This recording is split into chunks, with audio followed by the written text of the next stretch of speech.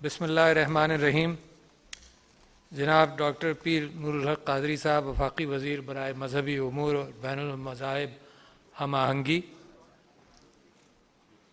जनाब अरकान पार्लिमान, जनाब क़िबला अयाज़ साहब, मौलाना ताहिर अशरफ़ी साहब, साहिबज़ादा सुल्तान महमूद साहब, ज़ियाउल्लाह शाह बुखारी साहब, अल्लामा आरिफ वाहिदी साहब, मोहतरमा निगत हाशमी साहिबा, वज़रा, ख़वातीन व हज़रात, उलमा इकराम व मशाइख़ इज़्ज़ाम, सफ़रा इकराम, दूर दूर से आए हुए लोग, आप सबको अस्सलामु अलैकुम।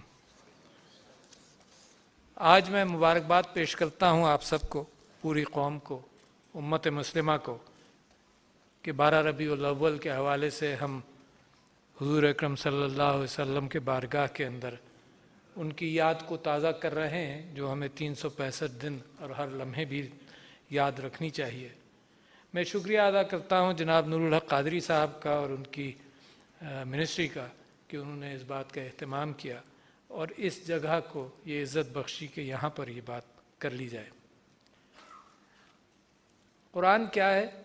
मैं समझता हूँ कि आप लोग सब जानते हैं कि अंधेरों से जुल्मतों के तरफ लाने के लिए कुरान मेरे नबी को भी हिदायत करता है, और कलामुल्लाह और सुन्नत रसूल, कलामुल्लाह बुनियाद बनती है, सुन्नत रसूल हमारी राह का तयन करता है। सहाबा के अक़वाल और सहाबा ने जिस तरह से मेरे नबी सल्लल्लाहु अलैहि वसल्लम को देखा, जब उनके वाक़यात हम सुनते हैं तो उससे हमें पता चलता है कि असल रास्ता ये है।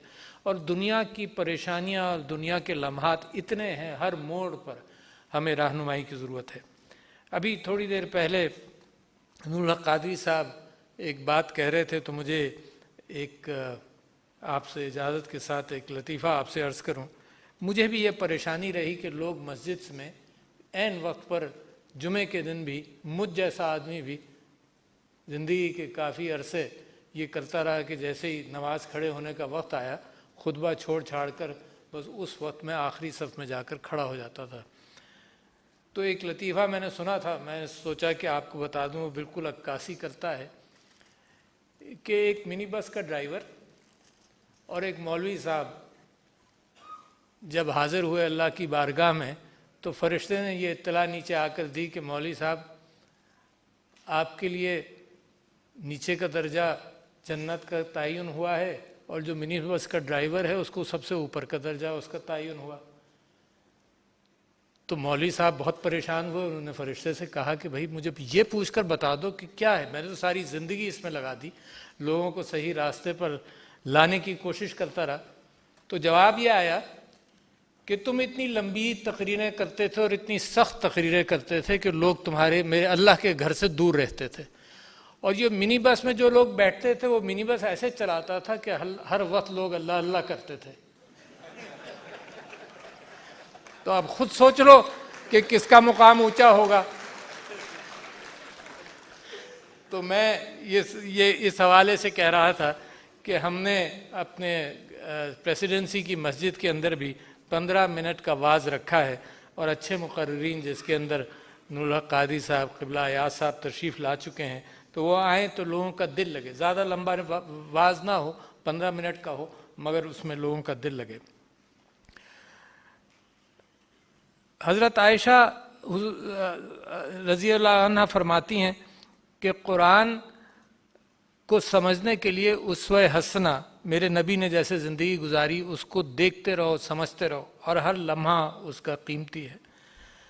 और आज का मौजू तो बड़ा अहम है, और इस मौजू के हवाले से मैं आपसे गुजारिश करूं, और मेरे दिल को बहुत अजीज़ है कि मस्जिदें, खानकाहें, मदारिस, इमाम बारगाहें, यहीं से वो रेवोल्यूशन शुरू हुआ। और बड़ी अच्छी बात यहाँ कही गई कि वो मस्जिद नबवी से शुरू हुआ, बाकी ये उसके मुख्तलिफ नाम हैं उस जगह के जहाँ पर दुनिया के अंदर लोग बैठकर वही हुजूर की सुन्नत की पैरवी करते हैं। वो क्या था? वो जनाब अदालत भी थी, वो दरसगाह भी थी, वो इबादत करने की जगह भी थी, वो सेहत के मामलात देखने के हवाले से मौका भी था, سارے کام اسی میں، اور بہت بڑا انقلاب چلا وہاں سے جو دنیا کو جس نے تبدیل کر دیا۔ تو میرا تو پکا ایمان ہے کہ اگر دنیا اسلام کے اندر یا پاکستان کے اندر تبدیلی آئے گی تو اس کا بنیادی ستون وہ مسجد ہے جو میرے نبی صلی اللہ علیہ وسلم نے بنائی تھی، بالکل کوئی اس میں مجھ کو شبہ نہیں ہے۔ تو لہٰذا میں نے کیا کیا، جیسے ہی میں آیا تو میں نے کہا کہ اسلامک آئیڈیالوجی کونسل سے اور منسٹری آف ریلیجیس افیئر سے یہ بات کی جائے۔ تو مجھے جس طرح کی پریسیڈنسی یہ رہی ہے تو مجھے یہ کہا گیا کہ جناب یہ خط اگر آپ لکھیں گے تو وزیر اعظم سے بھی اجازت لیں گے، منسٹری آف لاء سے اس کو منظور کرائیں گے، اور پھر یہ آپ اس میں خط لکھیں گے۔ تو میں کہا ٹھیک ہے۔ تو وزیر اعظم کو جیسے ہی میرا خط پہنچا اس کا پورا ڈرافٹ میں نے بنا کر بھیجا، اور یہ بات ہے جنوری 2019 کی، ستمبر کے اندر مجھے یہاں کی ذمہ داری دی گئی، اور اس کے اندر میں نے 4 چیزیں لکھیں اس خط کے اندر۔ پھر اسلامک آئیڈیالوجی کونسل، نظریاتی کونسل کو وہ خط 1 اپریل 2019 کو پہنچ گیا۔ 4 چیزیں لکھیں، اور اللہ کا احسان ہے کہ وہ پرائرٹیز لکھیں جو ملک کے اندر بعد میں آ گئیں، اور میں نے ان سے یہی درخواست کی اسلامک آئیڈیالوجی کونسل سے کہ مسجد کا جو مقام ہے قوم کا اخلاق بنانے میں، قوم کی تربیت کرنے کے حوالے سے، اس رول پر اب کم نظر آتی ہے۔ آپ کوشش کرتے ہیں مگر اس کی عکاسی معاشرے میں کم ہوتی ہے۔ لوگ نماز پڑھنے ضرور جاتے ہیں مگر آپ سے ہدایت لینے نہیں جاتے، آپ سے یہ سننے نہیں جاتے کہ میرے نبی کیا کرتے تھے، آپ سے یہ سننے نہیں جاتے کہ صحابہ کیا کرتے تھے۔ تو لہٰذا میں نے 4 چیزوں کی تو فوراً درخواست کی۔ کووڈ نہیں آیا تھا، یہ اپریل 2019 کی بات ہے جب خط ان کو مل گیا۔ میں نے ایک درخواست یہ کی کہ طہارت نصف ایمان ہے، طہارت کا پرچار کریں۔ طہارت کے اندر اس بات کا میں نے ذکر کیا کہ میرے نبی صلی اللہ علیہ وسلم جس طرح سے وضو کرتے تھے، تو ہاتھ سے آپ لوگ واقف ہیں یا نہیں ہیں کہ کمیونیکیبل ڈیزیزز جو کہلاتی ہیں صحت، شعبہ صحت کے اندر، وہ ہیں جو ایک سے دوسرے کو لگتی ہیں، اور ہاتھ سے پاکستان کے اندر کولرا اور ڈیسنٹری اور بہت ساری بیماریاں چلتی ہیں۔ تو میں نے ان سے درخواست یہ کی کہ مسجدوں کے اندر اس بات کا اہتمام کریں کہ طہارت کے اندر میرے نبی صلی اللہ علیہ وسلم مسواک جس طرح سے استعمال کرتے تھے، کہتے تھے بو نہیں آئے گی، اور اتنے عظیم تھے کہ وہ یہ کہتے تھے کہ مسجد میں جاؤ تو اپنے کپڑوں سے خیال رکھو کہ پسینے کی بدبو کسی اور کو نہ جائے۔ اتنا صاف رہنے والا میرا نبی، اس عرب کے اندر ہاتھ دھونا، دن میں 5 مرتبہ ہاتھ دھونا، اس کے پیچھے کیا تھا؟ اب کووڈ آیا، کووڈ نے یہی کہا کہ ہاتھ دھو، اہتمام کرو طہارت کا۔ پھر میں نے ان سے درخواست کی کہ پانی کے اعتبار سے میرے نبی صلی اللہ علیہ وسلم کی احادیث ہیں کہ احتیاط، دریا کے پاس بھی وضو کرو تو احتیاط کرو۔ تو کوئی صحابی وضو کر رہے تھے اور پانی زیادہ استعمال کیا، تو حضور اکرم صلی اللہ علیہ وسلم نے تنبیہ کی۔ انہوں نے کہا اس میں بھی، انہوں نے کہا جی اس میں بھی۔ تو دیکھو پانی کے اعتبار سے میں نے ان سے درخواست کی کہ پانی پاکستان کا بہت بڑا مسئلہ ہے، اور میرے نبی سے اگر بات کو جوڑو گے اس کا بھی حل ملے گا۔ پھر پیڑوں کے لگانے کے لیے، ہریالی کے لیے، صفائی کے لیے 3ری درخواست ان سے یہ کی۔ 4تھی درخواست ان سے کی کہ عورتوں کی وراثت پاکستان میں نہیں ملتی، مسجد اہتمام کرے اس بات کا کہ جو سورہ نساء کے اندر واضح ہدایت دی گئی 1400 سال پہلے، وہ لیڈرشپ کہاں سے ملے گی؟ مسجد سے نکلنی چاہیے وہ لیڈرشپ، قانون سے نہیں نکلے گی۔ مسجد سے وہ قانون نکلے گا، قانون سے وہ پولیس نکلے گی جو اس کو امپلیمنٹ کرے گی، مگر چلے گا سارا کام مسجد سے۔ تو یہ جب کہا، اور پھر آپ دیکھیے کہ جب کووڈ آیا تو میں نے جب اس بات کا بڑا پرچار ہو رہا تھا کہ چائنا میں ہمارے طالب علم ہیں اور ان کو واپس آنا چاہیے، واپس لایا جائے، اور بڑا شور تھا۔ جنوری کی بات ہے، چائنا کے اندر کووڈ کا پتہ چلا دسمبر میں، تو جنوری کی بات ہے۔ تو میں نے ایک حدیث ٹویٹ کی تو لوگوں نے کہا تم ہر چیز کو مذہب بیچ میں لے آتے ہو۔ اس حدیث میں حضور اکرم صلی اللہ علیہ وسلم کا کہنا ہے کہ جہاں پہ مرض ہو، جہاں پہ طاعون ہو، وہاں کے لوگ وہیں رہیں، اور جو صحت مند جگہ کے لوگ ہیں وہ وہاں نہ جائیں۔ اس کے بعد یہ جنوری میں کہا میں نے. پھر جو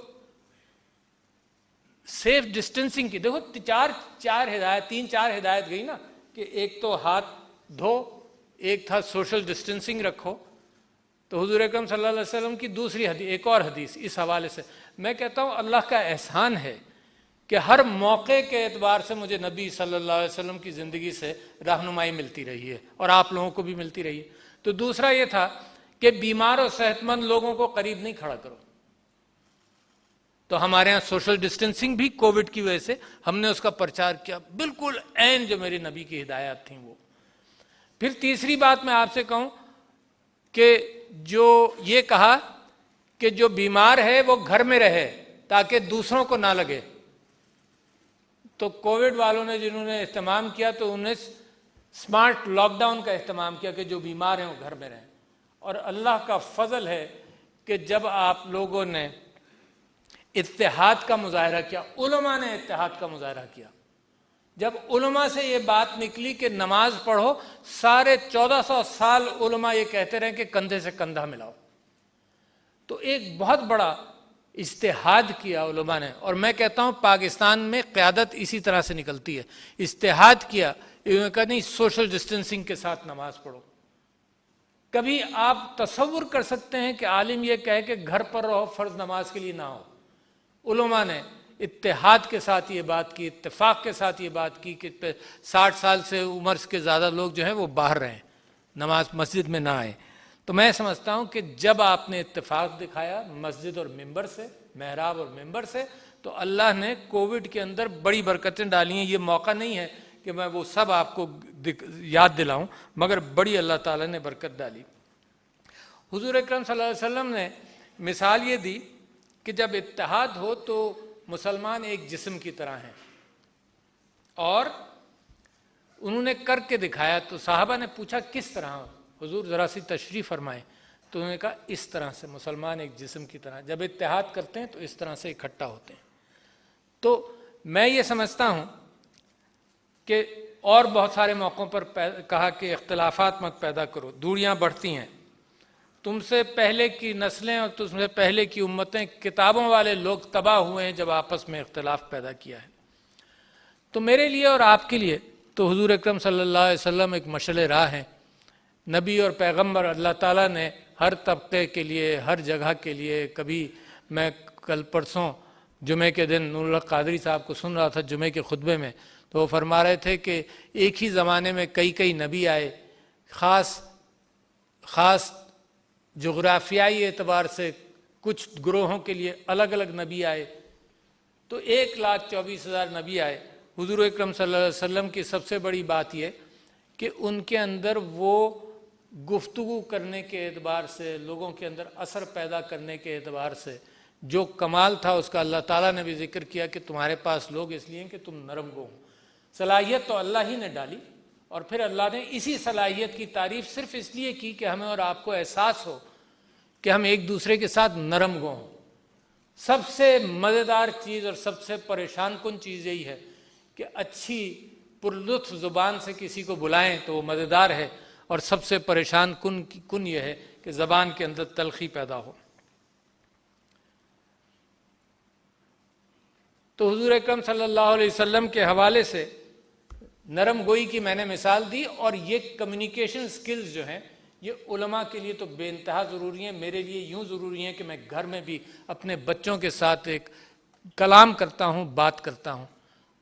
تو حضرت موسیٰ نے جب اللہ تعالیٰ نے کہ جاؤ فرعون کے گھر اور اس کو پیغام دو، تو حضرت موسیٰ گھبرائے. ان سے ایک فرعون کے ایک اہلکار کا جو ظلم کر رہا تھا اس کا قتل بھی ہوا تھا، تو وہ گھبرائے. تو اللہ تعالیٰ نے سے انہوں نے دعا کی، رب اشرح لی صدری ویسر لی امری واحلل عقدۃ من لسانی یفقہوا قولی. صرف اس لیے کہ ان کی بات میں اثر ہو.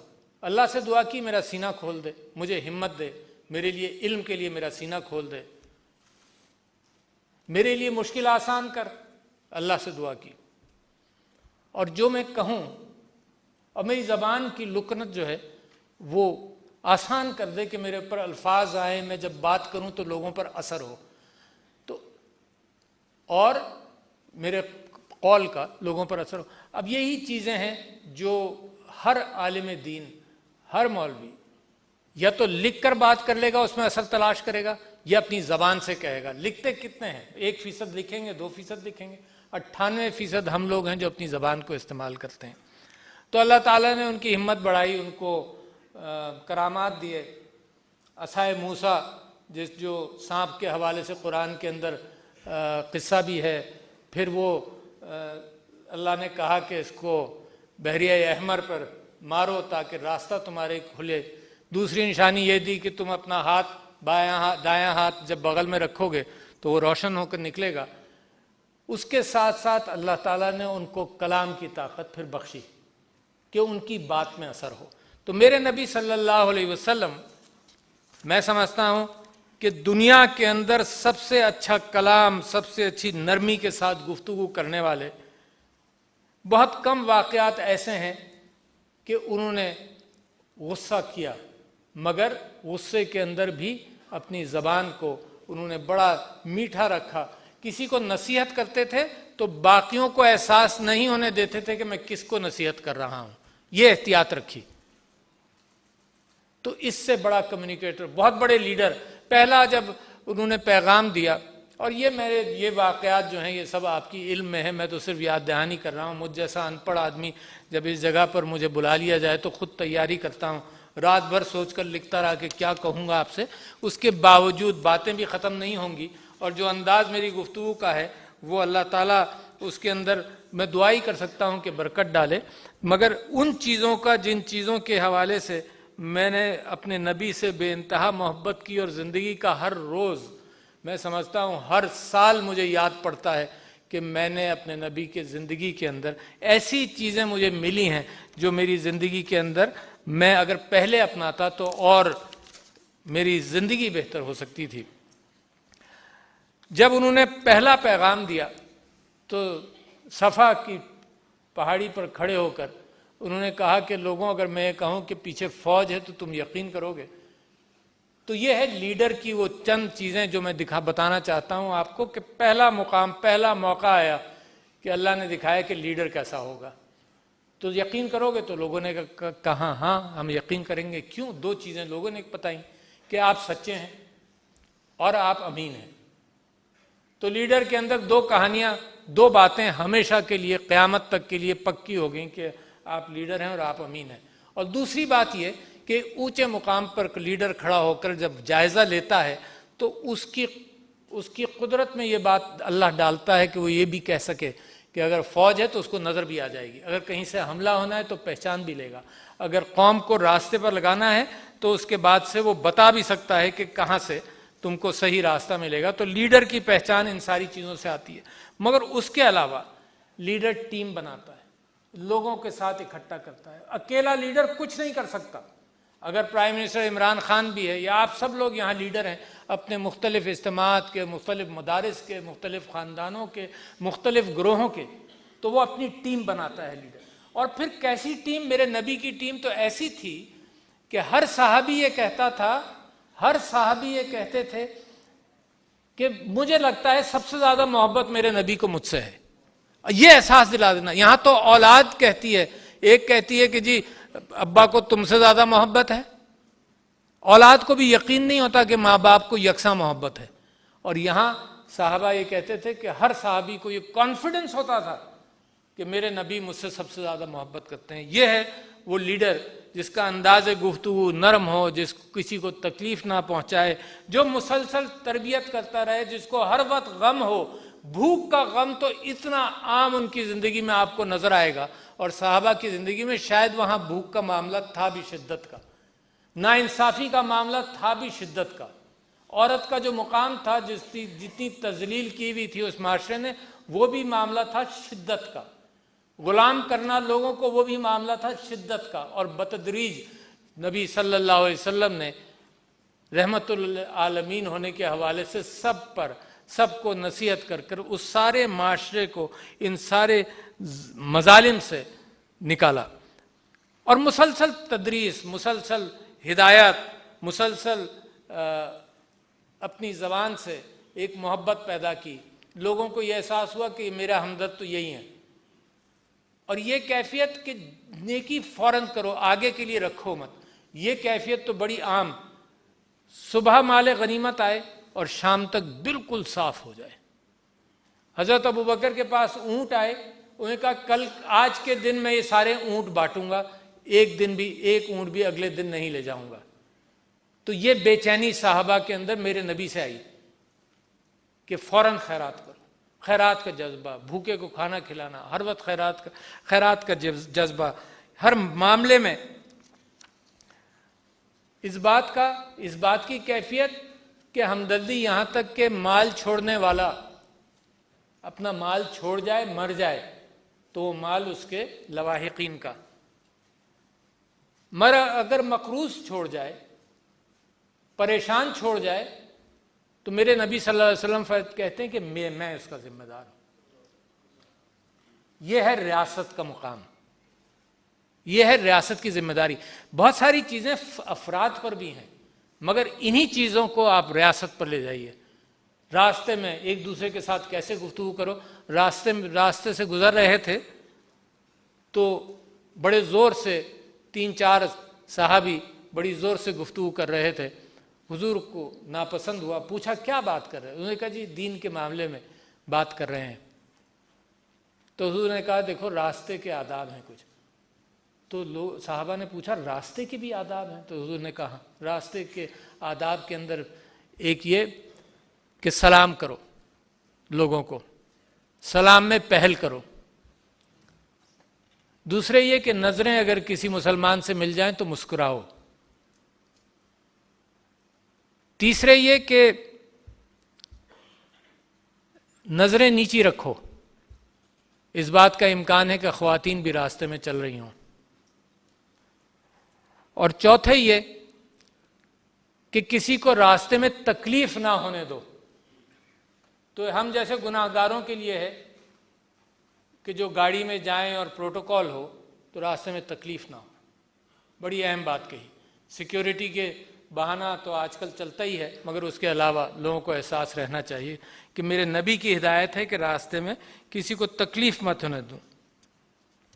قانون کی بالادستی میں سمجھتا ہوں زندگی بھر ان کی ہدایت رہی کہ تم سے پہلے کی امتیں ختم ہوئی ہیں جو قانون کی بالادستی نہیں کرتی تھیں، تو اس کا اہتمام نہیں کیا. اور یہ جب انہوں نے کہا، حضور اکرم صلی اللہ علیہ وسلم نے جب ایک فاطمہ نام کی خاتون کے اوپر الزام تھا کہ اس نے چوری کی، تو ایک صحابی تھے جو ان کی سفارش کر رہے تھے. تو اس وقت انہوں نے یہ کہا کہ ان کو غصہ بھی آیا، مگر غصے کا انداز میرے نبی کا مختلف تھا.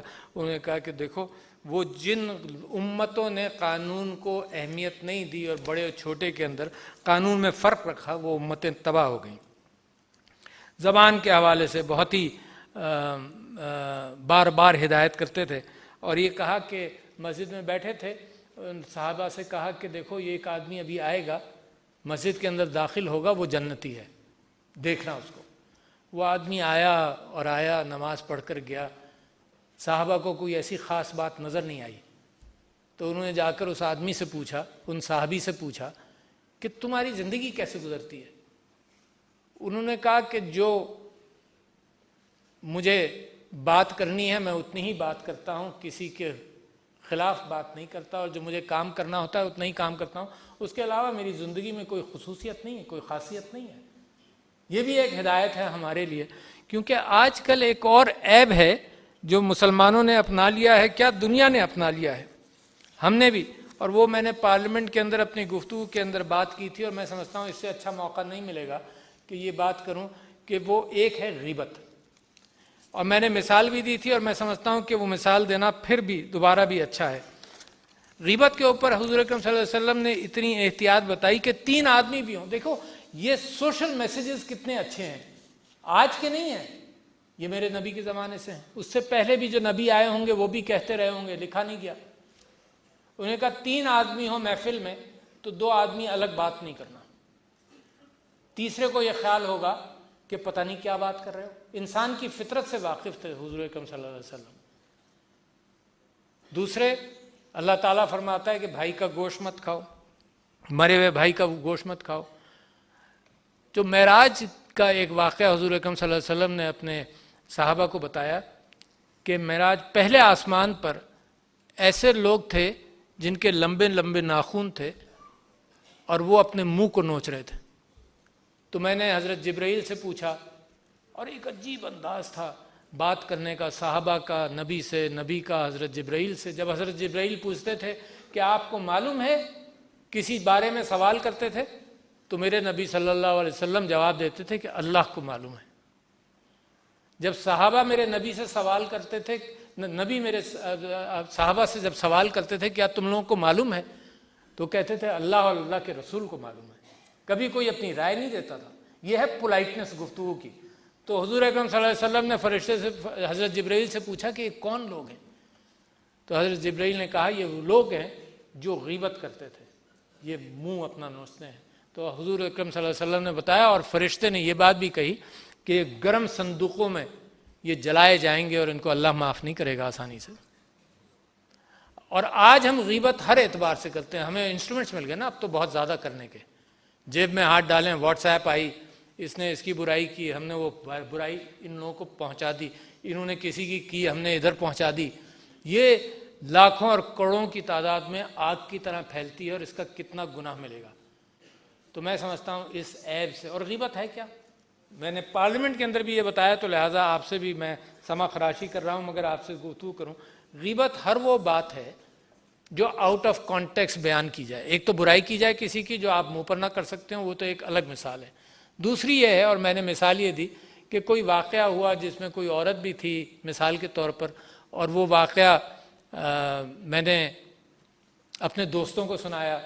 اور جس انداز سے آدمی اپنے دوستوں کے ساتھ بات کرتا ہے، الفاظ کا چناؤ کیا ہوگا، وہی واقعہ میں نے اپنی والدہ کو سنایا، وہی واقعہ میں نے اپنے ٹی وی پر سنایا.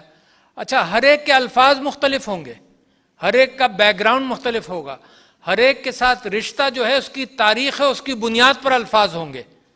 اور غیبت یہ ہے کہ وہ جو میں نے بد احتیاطی کے ساتھ اپنے دوستوں کے ساتھ گفتگو کی وہ میری ماں کو سنا دی جائے. یہ ہے غیبت. اتنی سمپل سی چیز ہے، آؤٹ آف کانٹیکسٹ، اپنا مقصد پورا کرنے کے لیے، کسی کے ساتھ دشمنی نکالنے کے لیے. اور اس کی سزا کتنی بڑی ہے.